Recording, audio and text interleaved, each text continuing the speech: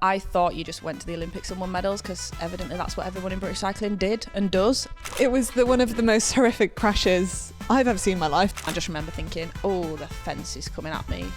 And I never quite anticipated that I was going to go up and over the fence, but yeah, that's what happened. I just like defying odds and I like doing things that people haven't done before, and I just absolutely love challenges, and now I'm going to try to do it with 2 children.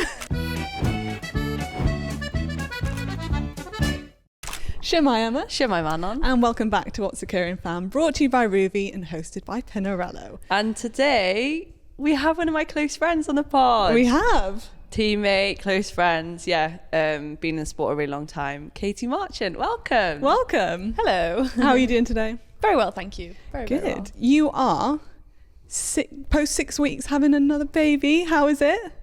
Oh, it's chaos, but it's good fun. We're managing well. It feels really good actually. Nice. And you said you just started back training. You said your legs are a bit sore.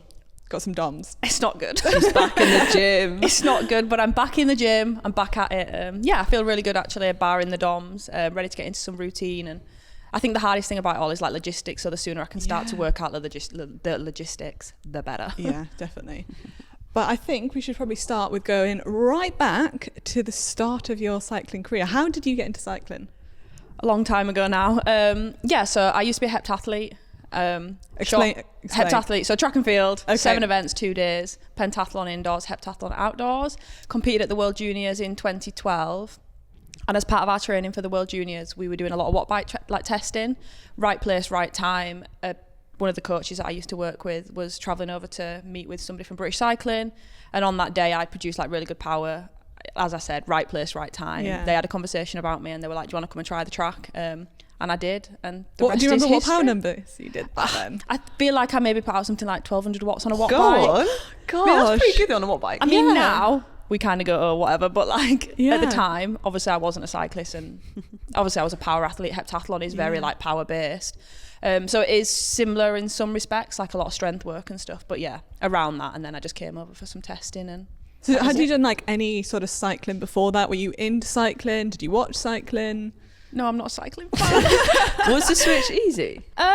In some respects, yeah, because I was like a full-time athlete. I was doing a lot of gym work, doing a lot of strength work. I just didn't know how to ride the track, obviously, and jumping on a bike with no brakes and a fixed gear and stuff. And I remember looking at the track the first time, and I was 21 at the time, so you're very like risk averse when you're 21, like you're not a kid anymore. And I remember thinking like, I'm gonna ride my bike around there, and Shane sort of at the time was like, yeah, get on with it, like just don't stop pedaling. And yeah, that was it. Did you like, as soon as you got on, did you love it? Did you fall in love with it, or was it like a slow burner? It was definitely a slow burner, I think, but like you like what you're good at, I guess. And something for me, it was hard to make the decision to switch, but I always thought to myself, the worst case scenario, like I'll just go back to heptathlon if I don't enjoy it, or I'm don't progress in it or whatever. They were very convincing in trying to get me over and saying, you know, like what they'd seen was really good. And obviously the success that British Cycling had, I was like, I would like to be a part of that. So I say it was a hard decision, but it wasn't a hard decision because, as I said, worst case scenario, I could have just gone back. But yeah, I didn't fall in love with it instantly. I had a lot to learn, I guess, and yeah, as I said, it's a lot harder to learn when you're a little bit older. I know 21's not old, but it is in the grand scheme of like the sport and stuff. But yeah, I say I love it now.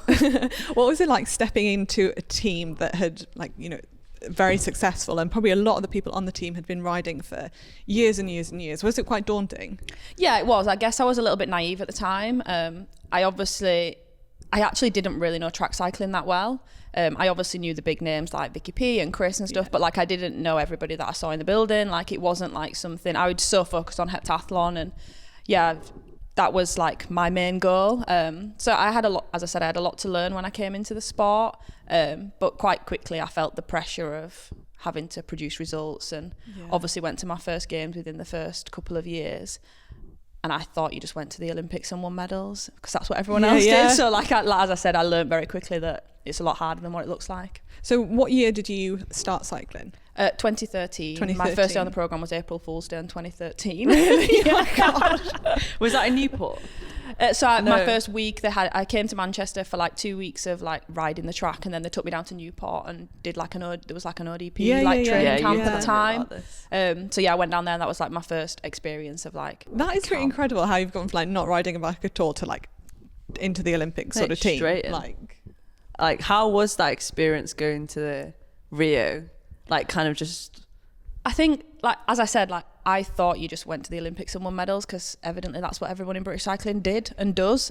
It was after Rio that I think the struggles, or it became more apparent that like there was so much more to it. And yeah, I guess I was just really naive going into Rio. I was still learning, and I still say now, like, I'm new to the sport. I mean, I'm 10 years in, so I can't keep saying that, but like I do still say that. Yeah, I was just literally living my best life, and I had no expectation. And still came away with a medal. So as I said, it was just like you go to the Olympics and you win medals. That's what everyone in British cycling does. But yeah, don't always work like that. And you were teammates with Becky James in Rio. How was that? How was, being teammates with her, going to the games and getting a medal? Yeah, like me and Becky still say now, like it was one of the best summers of our lives, and we've stayed really close since. And yeah, she was amazing, like teaching me about the sport. Obviously she was at the other side of her career, I guess. She was a very, very successful rider, and I just used her as... Yeah, I just chased her all the time. I just wanted to be like her, I guess. And yeah, she was amazing. And it was really nice to have somebody so, like helpful and kind. And she brought me on so much throughout the summer. And yeah, it was a great experience. It's a pretty good way to kind of start your kind of cycling career, like jumping into it so quickly and getting an Olympic medal. How did you find like the change of focus from Rio onto kind of the next games? Were you still like hungry for more? I think so, yeah. Like, I don't really remember coming home and thinking, like, what's next? I remember just coming home and being like, I want an Olympic medal. Like, this is the best thing in the world, you know, like. And then obviously Becky retired, and I was kind of like the sole female sprinter. Yeah. And I felt lost. Like, really? I didn't know the sport. Like, I couldn't be a leader. I didn't know how to manage that situation on my own. I guess I underestimated how much I probably used Becky at the time.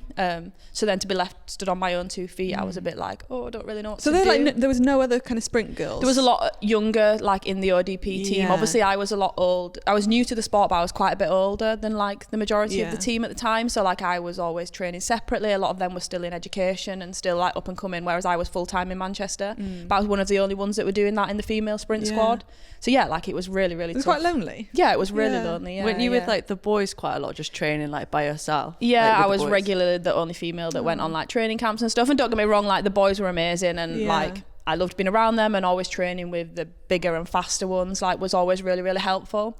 But at the same time, it left the women's program itself feeling a little bit like distant and lost, and I felt like I was the one that had to like find its place, and I did not know how to do that because I did not know the sport. Because you're still like so new to the sport at that point as well. I did not know the sport so well like, enough. When you went to like going into Tokyo, like did you have expectation, or like did you know? So obviously after winning that bronze medal in Rio, when you went to Tokyo, like did you want more? Like did you have, because you didn't have that team around you, you went by yourself essentially, and obviously that was a different games as well. So like, was how there was no that experience? Team sprinting?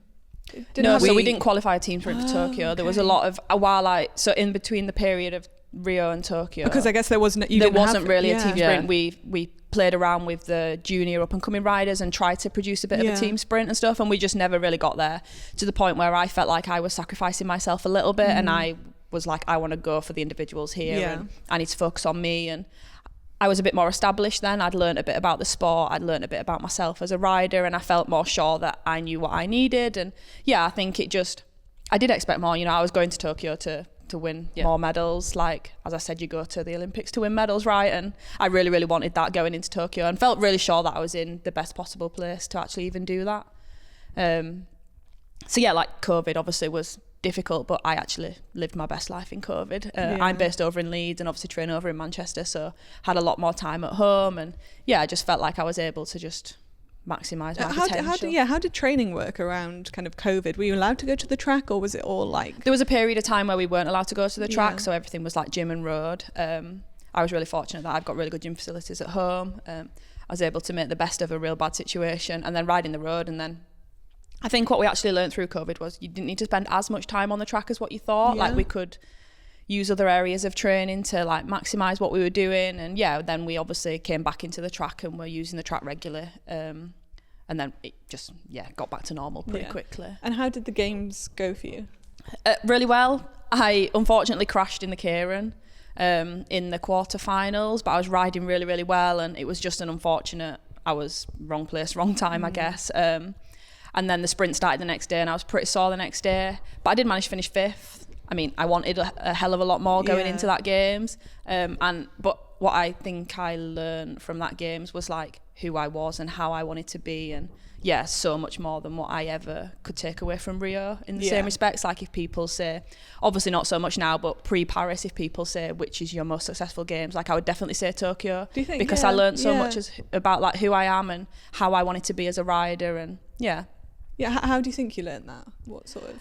Having to stand on my own 2 feet a little bit, I think, in the period going up to it, deciding what it was that I wanted, and like just been a bit more forceful, I think, of like who I was and who I wanted to be as a rider. Like tough times make tough people, and I think I did find it pretty hard going into Tokyo and came out the other side like way better for it. And you said you crashed and then had to go again the next day. How do you kind of get in the mind space that you need to like go full gas when you're like, I've just crashed, I'm really sore? Like how do you overcome that? I feel like you're a bit of a just get on with it. You've got to just get up and go on. Yeah, I guess you've got to just get on with it. Like, don't get me wrong, like I cried and it hurt, but I've got to sprint the next day, and now this is like, I've got to reset. Like my going into Tokyo, my main aim to win the gold was in the Keirin. So I was obviously like so disappointed to finish the way that it did, but then was like, had to just channel that to be, this is your opportunity now. You've got to start the sprint like you mean to go on, and just give it absolutely everything that you've got, and worry about the injuries later. Are you like Emma? Do you turn into a different person when you're on the track? Maybe not so much as Emma. I'm a bit more hard. I think I'm a bit more like that in every day anyway. Okay. Like, Katie's, I think I'm a bit more hard-faced like day to day. But I am quite similar to Emma on the day that like you really have to channel the inner like, we're going to war here. Like this is something that we've always said, isn't it? Yep, it sure is. And was it soon after Tokyo that you had your first baby? Yeah, so we got married. We were due to get married in 2020 after the original games was meant to be. We then postponed because in my head I was like, the life plan is to go to the Olympics, come home, get married, and then potentially start a family. So for me, I was like, I don't want to do that. So we postponed a year, came home, got married, and then real quickly after being married, found out I was pregnant. So. And was it always the plan to come back to the sport? I think so. I think leading into Tokyo, I was really unsure as to whether this would be my last, and it feels like I keep saying that every time I go now, but like, I was unsure whether it was going to be my last. I obviously didn't get the result that I wanted, didn't want to put my life on hold, but just still felt hungry for more. Was that the motivation you needed to kind of go back for more?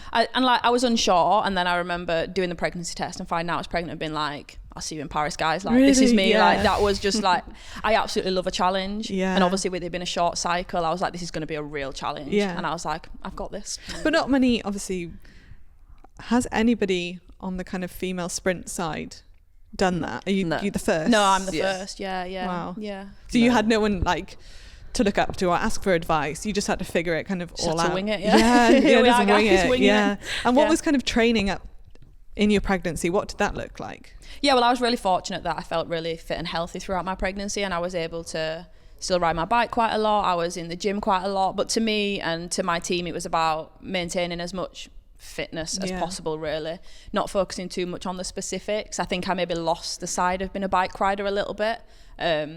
But just keeping really fit and healthy and keeping as strong as I could, and then whatever I could do on that side would make it a little bit easier on the other side. And how soon was it after you gave birth that you came back?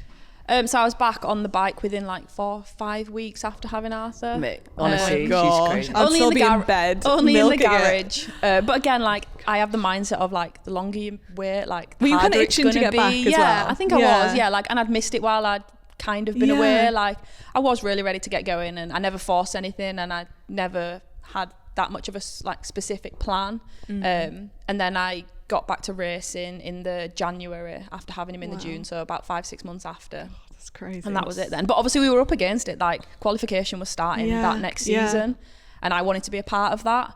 So I had no time to waste, but I'm very much like go anyway. So like it kind of suited me to be like, you don't really have long, so like pull your finger out. And that's where we kind of first met.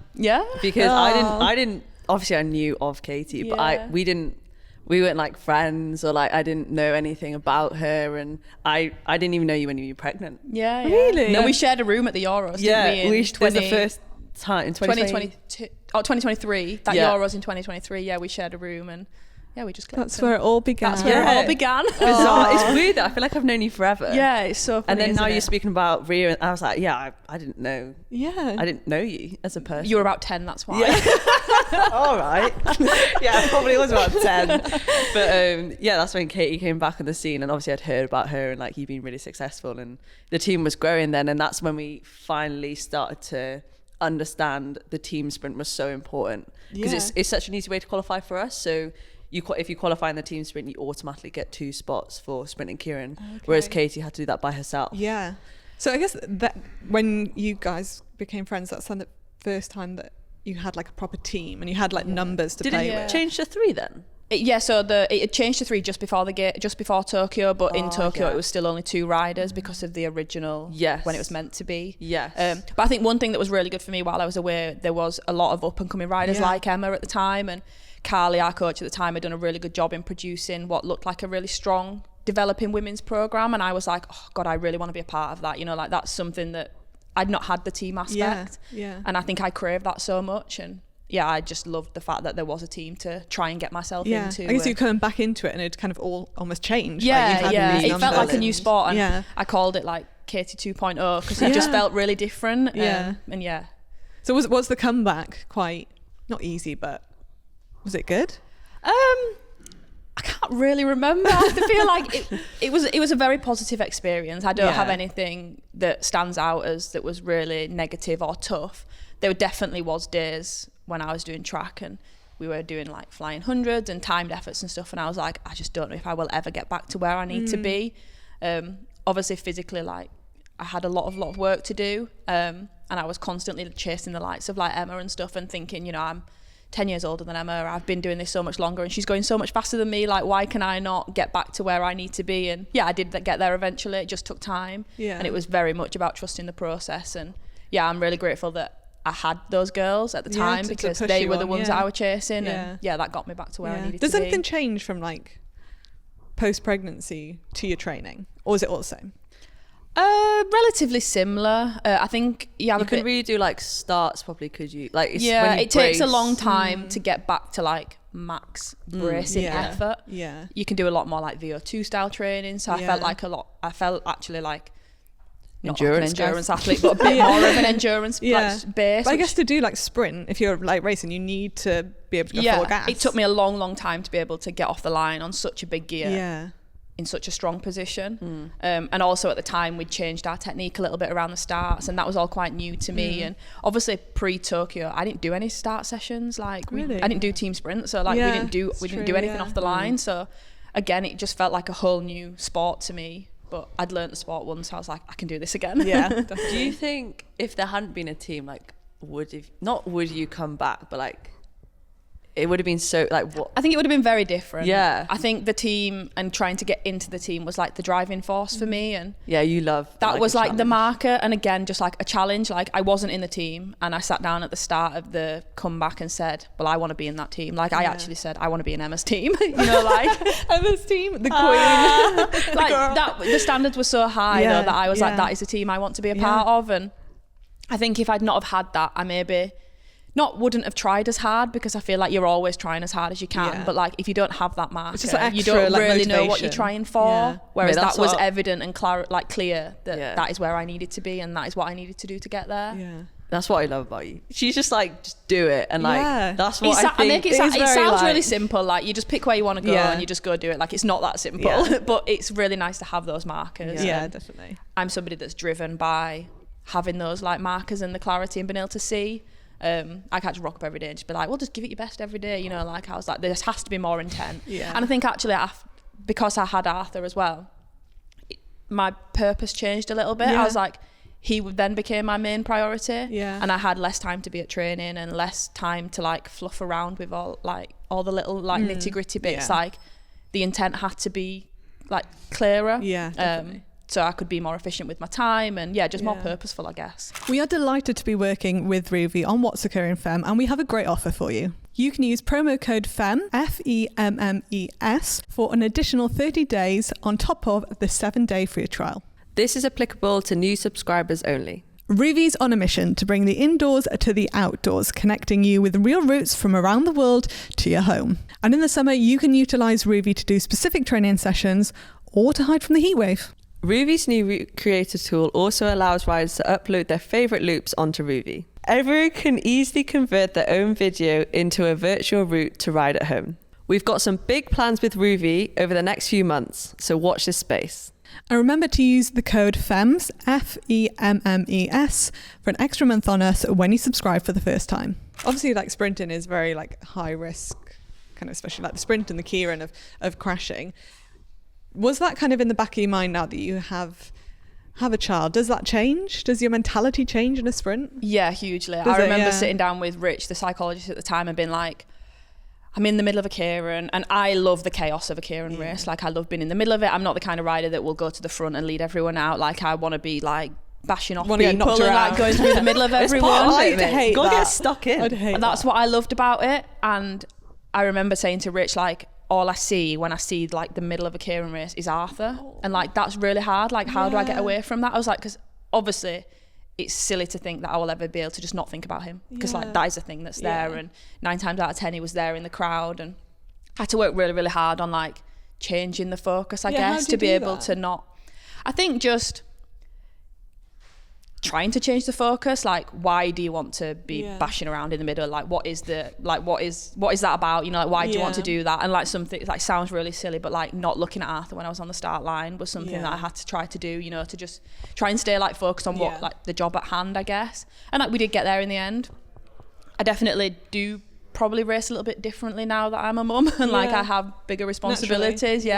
But we did manage to get on top of it, and Rich was amazing in like, you know, just changing your focus and trying to just adjust the way that you race. Obviously I was a different person, like I'm a mum I'm a mum now, and like everything does change, and it's just crazy. So when was your first team sprint together? In that Euros we raced. Remember we did. But you were 3. I had 3, you went in 2, I went in 3. Really? Which is wild. What do you race now? I was P1 at the games. So when Kate came back, obviously like starts and stuff for things were like the end, like the end point. So for us, P3 and P2 is kind of the way to Katie to start slotting into the team, because it wasn't as high demand getting off the line. And I was kind of a 3 at the time, like slotting into, like the team was pretty new. Like we hadn't really done much together. P1's quite specific. So like that was quite set in the team, and everyone else was kind of just like we were just trying to find, and like Carly was trying to give me opportunities to get some numbers on the board and stuff, and like I remember I rode in 3. I was in 2 and you were in 2. Weird. And we shared a room. It was great. That was our first like proper, I think, time we spent together, and like really clicked, and like learning about each other. No bullshit, and I actually really loved that. I was like, here we go, this is great. And then what was after that? Jakarta. We had like the Nations Cup season, didn't we? So we did like a lot of travelling through that season, and then it was the Worlds that August at Worlds wasn't it? But which I didn't get selected to ride team sprint. I just went to Worlds to ride keirin, so this was a year out from the games, and I didn't get selected for team sprint. And that was actually the first moment when I decided that I was going to be a P1, because I'd still been feathering a year out from the games. I'd still been feathering a little bit of P2, P3. Something I'm really thankful that I did when I came back was like I didn't go narrow-minded into like a specific position. I tried to make myself as general as possible so that like I could have options. I kept my options really, really open. So we'd have hit outs leading into that Worlds, didn't we? And I did a bit of P2, and then towards the end of the hits I was like, I'm just going to give P1 a little go, and like my numbers were actually all right. And I remember just coming home from that Worlds and being like, if I want to go to Paris, like I need to do something quick, and like I need to do it fast. So I just decided, I just came in one day and said to Carly, I was like, I want to ride P1 at the games. Mate, it was crazy. Like it was like you were just so decisive, and you were like, right, I'm going. She did one hit out and like one standing lap, and it was really good, and we were like, oh my gosh. And then head down, you just worked so hard, and you're like, I'm going like P1. But something I didn't want to give up was my individuals. Like I really did enjoy riding the individuals, and as I said, like I loved riding keirin. So I was like, guys, I want to do P1, and I am going to do P1, but like I also want my hat in the ring for the others as well. And I remember people like rolling their eyes at the time, because like, here we go. So it's not a done thing. It just doesn't seem to be a done thing. Well, it is now. It's a done thing. I did it. So do you think it really helps being, because I feel like it's quite hard to get the sort of friendship and teammates thing right, but do you think it helps you in a team sprint being such good friends? Massively. Like we know each other inside out, don't we? Like, and something me, Emma and Soph did before the games was like just learn everything about each other. So that, how do you do that? Spending time together. Like you do spend a lot of time with these people, do you know what I mean? Like I spent more time sleeping next to Emma than I did sleeping next to my own husband. So like, in the year leading up to the games, like, so I guess you naturally do just start to get to know people. But we did make a conscious effort to find people's weaknesses in personalities, not just in like on the track, so that when it came to Paris race day, like we operated. Yeah, like it was like I can't even remember, it was a blur. I don't think we just did. It was just like so straightforward. It was, it wasn't under the surface. Like I swear there was a lot going on. It was like bizarre, but really. To everyone else on the outside, like we just looked like we completely had our shit together. Yeah. Like we did, but it was just mad. But we'd worked so hard in the year up to it. Yeah. Were you confident going into it that you were going to be on that top step? We wanted that top step, and I think we knew that if we could put something together, like we would take a lot of beating. I think. Yeah. But we didn't really know what we were going to put together, did we? And obviously you have no idea what everyone else is going to do. Yeah, that's true, yeah. I think that was more, is it like everyone else? Like I was confident in us, like we'd worked so hard, like we knew what we were doing, but you don't know what everyone else is going to do. And I think for us, like we were really good at like one ride at a time. Yeah. And I think instead of being like, right, we want to win, the only way you can win is you get to the final. One thing at a time. And I think when we got there, we were like, oh, it's time for the final. I don't even remember. And I feel like when we went up for the final, like, don't get me wrong, like we were nervous. Oh yeah, How nervous? So nervous. I couldn't even speak. Like, I don't think I spoke all day. Like, I don't think really. Yeah. And everyone was like, "Oh, you just look so composed." I was like, "No, I don't think I could speak. Like I could not speak because I was so nervous." Do you all kind of deal with nerves in a different way? Like if you say you don't speak, what like you like? Yeah. Yeah. I mean, I think I just go into my shell like a bit as if to be like I have to be like, okay, I need to focus. Like I really need to focus. But in some respects, like we needed to like calm each other down and chill each other out, you know, like, and distraction is really good being as well. In a team is different because obviously there's two other people there, so like individually, like I know what I'm doing, like that's it. But like, I mean, do you remember before the finals? So it was like a pep talk, and like we were crying. Yeah, and we were like, sorry, Katie started crying. I cried my eyes out. It was something I can't even remember what she said. Like I don't cry. Like I'm dry. Like I just don't cry. Oh, and then I'm so a hard face. And then Soph gave us like a pep talk. Oh, I don't even remember what she said. But I was just like, I think I was just like. I don't even honestly. I think it was something along the lines of like, we've worked so freaking hard to be here. Like, let's just go do it. And I remember like it gives me goosebumps to think about it now. Yeah, I know. And I think it's because like we knew we could do it. Yeah. But like, there was such a big job ahead of us to actually do it. Yeah. And I think the just emotions got the better. So how soon before? This was about 3 minutes before we went up. Do you not joke? You were crying? Yeah. We were like, and then Scott was like, right, let's go. And we were like, yep. I was like, okay, and then just went helmets on, straight to line, off we went. Like, in some respects, I'm like, it was amazing. Like, I'm glad she did that, you know, like, because it maybe emptied some emotion that needed to come out ahead of what we were about to go do or whatever. But yeah, it was just, wow. It was a lot that day, wasn't it? What a day. That must be such a special feeling, though, being able to share that together, being such good friends. Yeah, massively. Yeah. When we got back to the room, we just had our little medals under our pillow. And then I remember we kept trying to see, we were like, Katie, are you awake? She's like, yeah, I'm just sniffing my medal. She's like, yeah, me too. Like, honestly, like we'd literally just roll over and be like, what the hell? Like, but also like you're still at the games, you still have more racing, but you've just won, but you can't celebrate. Yeah, it was such a fine balance between. We had a day off after team sprint, didn't we? Before we were then racing the Kieran together, which again was like another surreal experience to have. Like, I think it was a fine balance between like.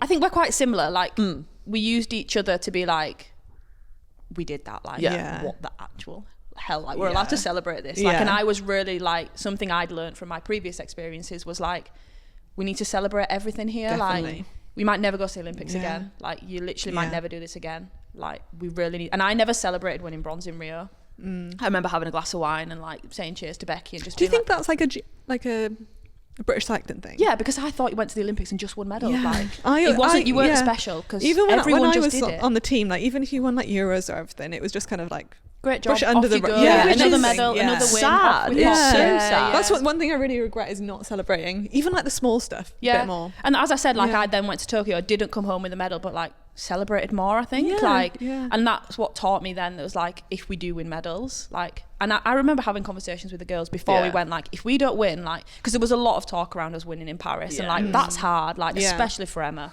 You're gonna win 3 gold medals, like. I was like, so what? She's 21 years old, like you can't put that on someone's shoulders. Like if you don't go and win 3 gold medals, that's gonna look like a failure. And I was like, please, can we not win and make it feel like a failure? Like whatever we do, we've got to the games. Like just we've got the first there, women's team sprint. Yeah. In so many years for GB to qualify for the games, like anything's a bonus here. Like, let's just go enjoy the journey. Yeah, and you were so good at being like, I remember you saying to me, you were like, oh, we need to enjoy like the memories, and like you'll look back and like, yes, we'll remember the medals, but you were like, we'll remember the memories. And Katie was so good at being like just being present and like spending time together and enjoying the process and picking out our outfits like on the day and like things like that. And that's what I loved about it. And like that's what I look back now, I'm like, we had the best time. We talk more about the summer we had than the Than medals we won. yeah. Like, and I think that's what it's about, because in 10, 15, 20 years, like, you will talk about the memories that you made. Like, yes, I'm just still laughing at you sniffing your medals. they're still there somewhere, but do you know what I mean? Like, as I said, we're still laughing and like smiling about the memories that we made, not necessarily the medals that we won. They're just part and parcel, I guess. But obviously you were in the Kieran together up against each other. How do you kind of switch from being teammates and best friends to then kind of opponents? Like, how do you deal with that? We're great at I find it really easy. I think we race each other a lot. And like, ultimately, I think we had a few experiences where like Emma would win some, I'd win some, Emma would win some. Do you just like share it? Like, so like, not on purpose, obviously, like not fixed. But I've got a tally in the bedroom. I think you get good at, like, ultimately, like, we both want the same thing. Like, we both want to win the Olympic Kieran final, like, but we both are clear that we both can't win. And like, Emma finished third and I finished fourth, unfortunately, but like, there is no one I would rather have been ahead of me than Emma. So like, I think it's about having that respect for one another, and like, I know how hard Emma has worked and Emma knows how hard I've worked, and like, I'm very much like, the best man will win on the day. Mate, I loved it. We walked at the start line and sat next to each other. I was just like, what is we had moments where we were like, we're in the Kieran final at the Olympics together. Like, I guess it is like nice that you can literally sit there together and have each other going into this sort of really scary thing. But I think because we knew each other so well as well, like, I was able to say to Emma, like, Emma, I'm really nervous. And I know that like I wasn't putting her off or whatever, you know, like, or like, because we knew and we'd had that conversation before that like that was going to be all right. And Emma would be like, shit, me too, like, and then we'd be like, come on, we've got this, like, you know, just be able to use each other like massively. And then on the track we'd race, and then a couple of weeks later she got bronze in. We went to the Worlds in the Kieran final again together, and I got third and she got fourth. She shared and it's just, but that's bike racing, it's part of it. And I think it's so good that we learn, like, that's why we're so good as a team and individually, because you have that balance, like, we respect each other, and and we got on with it, and I had a great time. But I feel like it's not always sort of the case, is it, that like in a team that you it is quite rare. So well, because it is a hard sort of thing to get right in a team, isn't it? I think I had a really positive experience from doing that with Becky pre-Rio. Like, as I said, me and Becky, like, if you use each other well and use each other right, like, why would you not? I want to train every day with the fastest girl in the world. Like, why would I not want that? Because that's going to make me have my like markers and standards so much higher, and obviously Emma's then constantly chasing to not let the people like us like beat her or whatever. So like, I just think it's such an amazing thing to have. If you look at some of the best teams in the world, it's because they've got a number of some of the best riders in the world competing against each other day in, day out. And like, I don't know why it has to be sour. Like, I just don't understand it. Like, a reminder that today's show is hosted by Pinarello, and me and Emma actually both love riding at F-Series bikes, don't we, Emma? We do. We went on a ride recently together, didn't we? The cafe ride was really, really fun, and I've actually ridden a lot more on the road since having my new bike. It makes such a difference. Do you love it? Yeah, I absolutely love it. The white on the road against the kit is amazing. It's such a dream to ride. This is your start of you becoming a road rider in the future. No, guys, don't worry about that. But it does make a huge difference having a nice bike and being able to go out. I think, it definitely makes it more enjoyable. It definitely makes you want to go out because you have this such a nice bike underneath you, and I do really enjoy it. Don't just take our word for it. Head to your local Pinarello retailer and check out the whole range for yourself. Search Pinarello store locator to find your nearest store. So after Paris, what was that? Did you go straight into, was it the Track Champions League soon after? To Worlds. Oh, we had like 8 weeks and then Worlds. Yeah. Worlds. Turmoil, absolute turmoil. On paper, it looks very successful, someone but was like, in our room at World Champs. It was so funny. Wait, what? We were someone was in your room? We were just clutching at straws. I don't know what we were doing. What? It was really, really, really hard to cling on to the Worlds since the Games. Because I guess that is peak. We absolute hit the peak And it's something I've never done before. But something I really wanted to do. Yeah. I've never finished a games and tried to hold on or do anything. Yeah, I feel like the Worlds after the games is always a bit of a weird one. Yeah, isn't it? yeah. Like either nobody goes or Yeah. like it's never. It was obviously since the new season. It was the first time that it was so soon after the games. Normally it's in like the February, March after.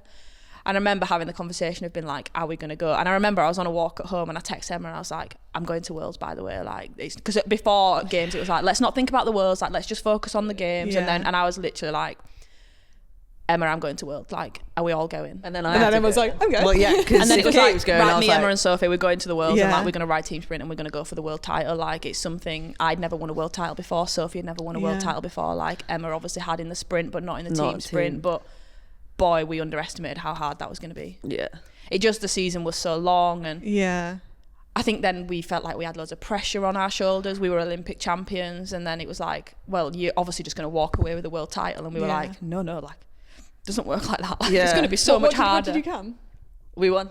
Oh, you did? Yeah, we did walk away with the world title, and we made it look very, very easy. I was expecting you to be like last. We were building it up. I was like, so what happened? Did you come last? No, we just cried every day in our room and like had to really pull each other. But again, Katie, what do you gratitude book? A gratitude book. So I was like, remind yourself why you are doing this. But it was so good. It was so hard to get up every day and keep delivering and keep performing. Were you just like ready for a rest? Yeah, like we just literally wanted a holiday. Like we really wanted a holiday. It was more like the whys. Like we knew we were like, why are we doing this? We've done the one thing that we've spoken about all year, which was win the Olympics. You could have why just are we been doing like, this? I'm so glad we did though. Again. But look, like tough times make tough people. Like we learned so much from that period. That should be the title of the pod. But gosh, at the time it was really, really hard, wasn't it? Yeah, that was mate. You had such a successful Worlds. Yeah, I had the most successful World Championships I have ever had. She medalled in 4 out of the 5 events. 3 out of the 4 events. Literally wild, but yeah, just shows you what you can actually do when you put your mind so is it just to hard, it. like mentally? Yeah, mentally, just really, really hard. Physically, you're capable of so much more than what you think. Yeah, and that was I say that about the whole sport in itself. Like, it's 80% mental, it's 20% physical. Especially in like sprint. Yeah. I feel like even more than anything else. It's so intense. Yeah. And then it was And then Track Champs League, that we went on to that pretty soon after, didn't we? Did we have a break after Worlds? I don't know. I swear it was I've like slept since a then, I week can't remember. or something, and then TCL like came. We were in Paris. It was like again. October, November. Yeah, because back Worlds in was Paris. October, wasn't it? Yeah. Yeah, and I was like, here we go. Straight back we into were there it. like But we were zombies totally at that going TCL for like for a joke. for laugh. fun. But that was like for the vibes. We were like, we need to find the fun in this again. Like, we need to remember that racing is fun and we do this because we love it. Like, let's go have a pie at TCL and like, just make the most of it. And we were part on holiday while we were doing it. Yeah, part ready for a holiday at the end of it. I feel like it's not many track races that you get to go to that you. Obviously, Track Champions League, you kind of go on your own. You're like your own boss, and you can just kind of relax. And Yeah, it's not such a as great much opportunity. pressure. Yeah, especially off the back of what had been crazy heavily Some intense year year. that. Yeah.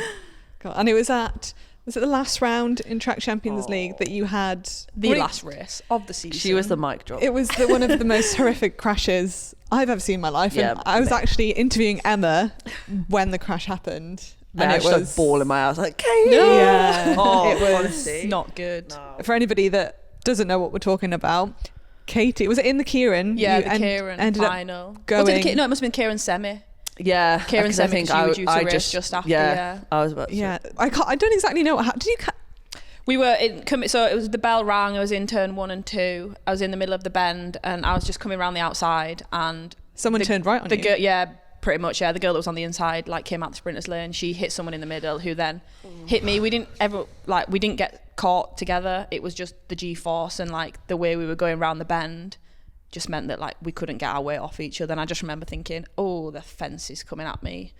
And I never quite anticipated that I was going to go up and over the fence, but yeah, that's you what ended up happened. the other side of the fence. And I don't know if I'm right in saying this, but didn't they make the fences higher after something similar happened in so commies? the same happened to Matt Walls in commies. And they made it higher, and you still managed to get over I the do other remember my side. front tyre going up the fence, so I almost Do you remember a lot of it? all of She it. like used it as like it almost like catapulted it like you up. catapulted me over. Yeah, I've got a scar on my arm across the top where like my shoulder must have like skimmed the top of the fence. And I just turned a wee somersault and landed in a heap. God, yeah, I think that everybody watching that thought the worst because it looked horrific. Yeah. But what injuries did you actually come out with?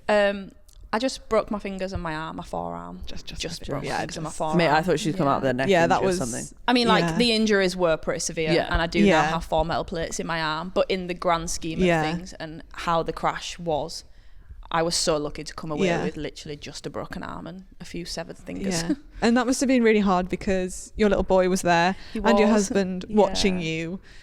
What was kind of, you said you remember it all, what was going through your head at that point? Well, I remember laying there thinking, oh gosh, I just want to sit up so that everyone knows that I'm all right. And I obviously was unsure. I knew Robert and Arthur were down in track centre, and I knew they were with like the British team, because although you're there as an individual, there was quite a lot of British riders, and obviously we were in London, so we were lots of very familiar faces.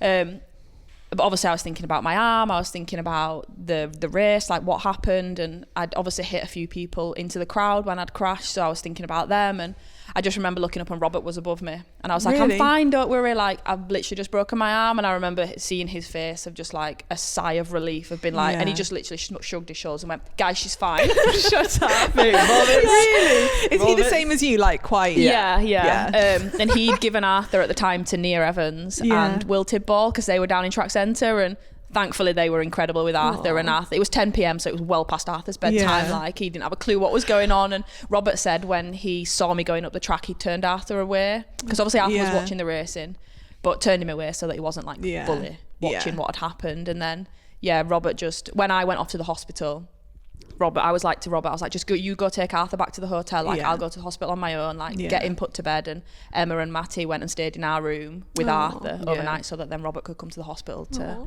make sure I was all right. But that, so that was sort of the last race of the season, ending on a bit of a low. That was our holiday, and my holiday was in the hospital. Because you meant to go to Dubai, weren't you? Really? So that was on the Saturday night. I then opted to come back to Manchester for my surgery. So we travelled back to Leeds on the Sunday, and I had to wait till the following Friday to have my surgery. I was in pot up to my shoulder.